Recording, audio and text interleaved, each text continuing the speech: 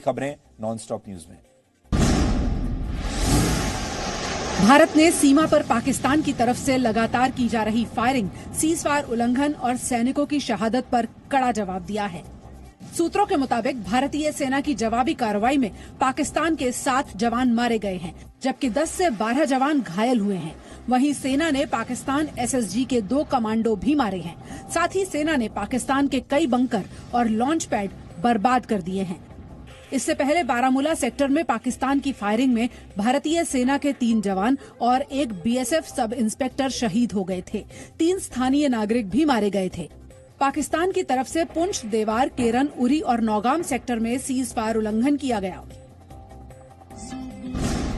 अयोध्या में आज भव्य दिवाली मनाई जा रही है। आज दीपोत्सव कार्यक्रम में 5,51,000 दिए जलाकर रिकॉर्ड बनाया गया। राम की पैड़ी पर 24 घाटों पर दिए जलाए गए। इस मौके पर पूरी अयोध्या रोशनी से जगमगाती दिख रही है। उत्तर प्रदेश के मुख्यमंत्री योगी आदित्यनाथ ने रामलला के दरबार में दिया जलाकर दीपोत्सव की शुरुआत की। ये पहला मौका है जब श्री राम जन्मभूमि पर भगवान राम के मंदिर का निर्माण शुरू होने के बाद दीपोत्सव मनाया जा रहा है। मुख्यमंत्री योगी आदित्यनाथ ने कहा है कि अगले साल दीपों की संख्या 7,51,000 पहुंचने वाली है। इस साल 5,51,000 दीपक जल रहे हैं और अगले वर्ष के लिए आप ये मान करके चलिए ये 7,51,000 तक पहुंचने वाला है। इससे पहले आज अयोध्या में रामायण के प्रसंगों पर आधारित झांकी निकाली गई। शहर में जगह जगह रंगोली बनाई गई। उत्तर प्रदेश के मुख्यमंत्री योगी आदित्यनाथ आज अयोध्या में दीपोत्सव समारोह में शामिल हुए। योगी आदित्यनाथ ने रामलला के दर्शन किए। योगी आदित्यनाथ ने सरयू आरती भी की। उन्होंने कहा कि प्रधानमंत्री मोदी की प्रेरणा से 5 सदी के बाद अयोध्या में श्री राम के भव्य मंदिर के निर्माण का मार्ग प्रशस्त हुआ। 5 सदी का वह संकल्प पूरा होता हुआ देश और दुनिया देख रहा है, जिसकी हमारी कई पीढ़ियों को प्रतीक्षा थी। इसलिए मैं उन सभी पीढ़ियों की ओर से भी प्रधानमंत्री मोदी जी का हृदय से अभिनंदन करता हूं। योगी आदित्यनाथ राम जन्मभूमि परिसर से राम कथा पार्क पहुंचे और उन्होंने भगवान श्री राम, माता सीता के स्वरूप का स्वागत और श्री राम का राज्याभिषेक भी किया। इस मौके पर हेलीकॉप्टर से पुष्प वर्षा भी की गई।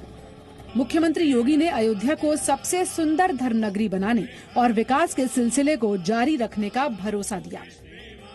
अंतर्राष्ट्रीय एयरपोर्ट अयोध्या में भगवान राम के ही नाम पर बन रहा है। अगर किसी को कोरिया से यहां आना होगा तो उनको बाया बेंगलोर, बाया दिल्ली, बाया लखनऊ नहीं, वे कोरिया से चलेंगे, सीधे अयोध्या की एयरपट्टी पर उतरेंगे और अयोध्या में आकर के अपना संवाद बनाएंगे। योगी आदित्यनाथ ने कहा कि अयोध्या के दीपोत्सव कार्यक्रम को पूरी दुनिया तक पहुंचाना है। देश भर में दिवाली के उत्सव की शुरुआत हो गई है। प्रधानमंत्री नरेंद्र मोदी ने अपील की है कि सभी देशवासी एक दिया उन जवानों के सम्मान में भी जलाएं जो निर्भीकता से देश की सुरक्षा कर रहे हैं।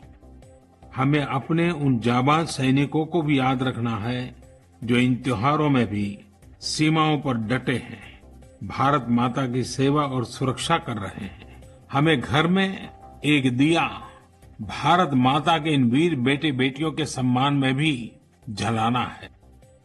दुनिया भर के देशों से दिवाली के मौके पर बधाई संदेश मिल रहे हैं। ऑस्ट्रेलिया के प्रधानमंत्री स्कॉट मॉरिसन ने भारत को दिवाली की बधाई दी है। उन्होंने कहा कि कोविड के अंधेरे से आगे है प्रकाश और उम्मीद। कनाडा के प्रधानमंत्री जस्टिन ट्रूडो ने भी दिवाली की शुभकामनाएं दी हैं। भारत में फ्रांस के राजदूत इमैनुअल लेनिन ने भी वीडियो ट्वीट कर दिवाली पर बधाई दी है। I want to send out my warmest wishes to the people in India and across the globe celebrating the Festival of Light. वहीं कोरोना संक्रमण के बावजूद देश भर के बाजारों में भीड़ दिखाई दे रही है।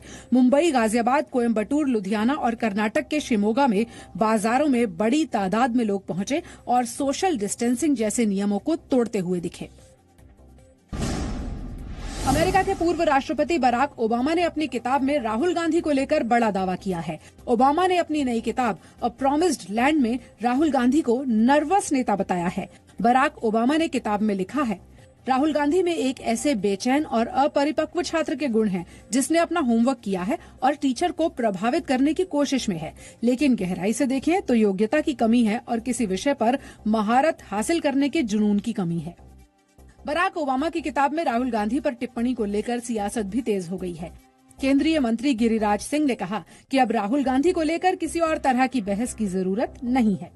राहुल जी को की बुद्धिमानी को बराक ओबामा ने जिस ढंग से रखा है कि ये इतने बुद्धिमान हैं, अब मुझे लगता है कि इसके बाद इनके बुद्धि पर किसी को कोई टिप्पणी करने का अधिकार नहीं है। वहीं कांग्रेस ने किताब में राहुल गांधी पर की गई टिप्पणी पर सवाल उठाए हैं। तो ये जो बात वो कह रहे हैं वो 10 साल पुरानी बात कर रहे हैं, और जैसा मैंने कहा कि किसी के एक मीटिंग में, एक मुलाकात में आप किसी की पर्सनालिटी को और किसी के व्यक्तित्व को नहीं समझ सकते। Presenting B News app, available on Google Play and App Store. Download it now.